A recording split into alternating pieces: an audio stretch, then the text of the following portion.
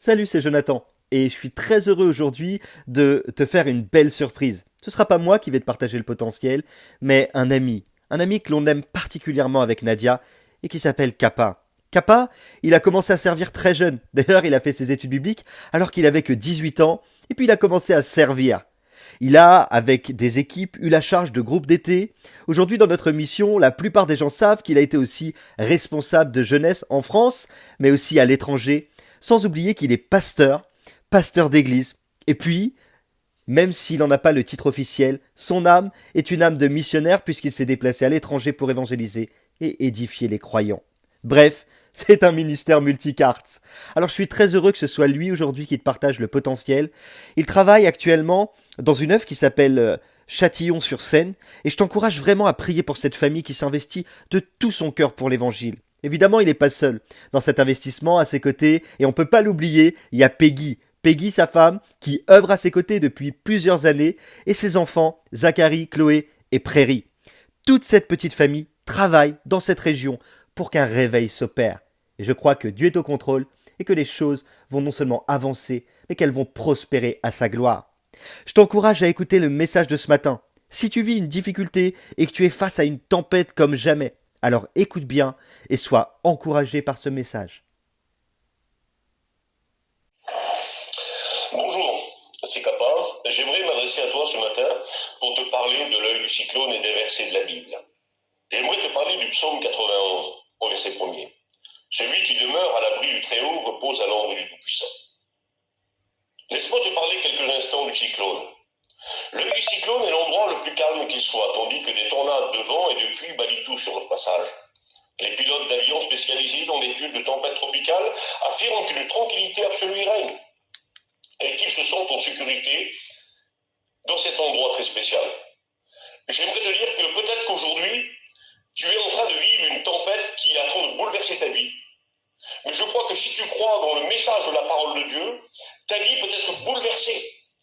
Parce que celui qui s'appelle Dieu est capable de calmer la tempête dans laquelle tu es aujourd'hui.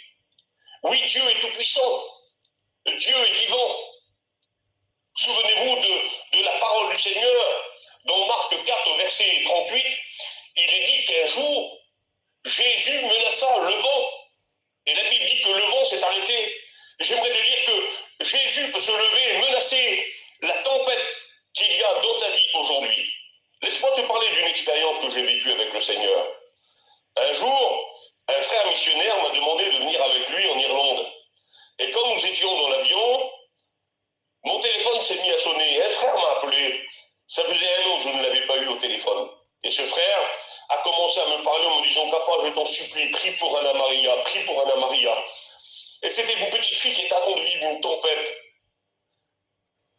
Elle était atteinte d'un cancer à la tête.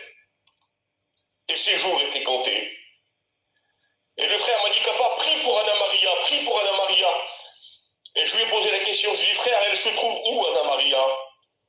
Et il m'a dit « Elle est à Cork. » Et je ne savais pas où se trouvait Cork.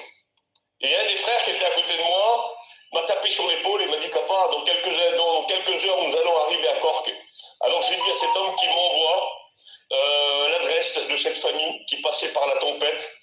Et nous sommes arrivés dans cet endroit. C'était un petit pays dans lequel vivait un foyer qui passait la tempête. Nous sommes venus avec les serviteurs de Dieu. Nous avons invoqué le nom de Jésus. Et quand le nom de Jésus était invoqué, quand il y a eu imposition des mains, alors la tempête s'est calmée instantanément. Cette petite fille a été entièrement miraculée. La maladie qu'elle avait à la tête est partie au nom de Jésus. J'aimerais te dire qu'au nom de Jésus, le vent s'arrête. Peut-être que tu vis aujourd'hui quelque chose qui est en train de bouleverser ta vie. Tu ne sais pas comment faire. J'aimerais te donner ce conseil. Garde ton calme. Mets toute ta confiance en lui. Il agira. Il est Dieu. Il est un Dieu puissant. Il est un Dieu vivant. N'oublie pas qu'il a dit « Ne crains rien car je suis avec toi. Ne promène pas des regards inquiets car je suis ton Dieu. Je te fortifie. Je te soutiens de ma droite triomphante. » Il est Dieu. Il est Dieu. Il est tout puissant. Et il peut te soutenir aujourd'hui en calmant la tempête qui règne autour de toi. Je ne sais pas comment s'appelle ta tempête, mais j'aimerais te dire un mot. Je connais celui qui peut la peser. Il s'appelle Jésus. Il est tout-puissant. Et j'aimerais te donner ce conseil. La Bible dit que si tu crois, tu verras la gloire de Dieu. Crois-le de tout ton cœur et tu le verras s'accomplir. Oui, Dieu est capable de calmer la tempête. J'aimerais te dire, ne l'oublie pas. Dieu a mis en toi son potentiel.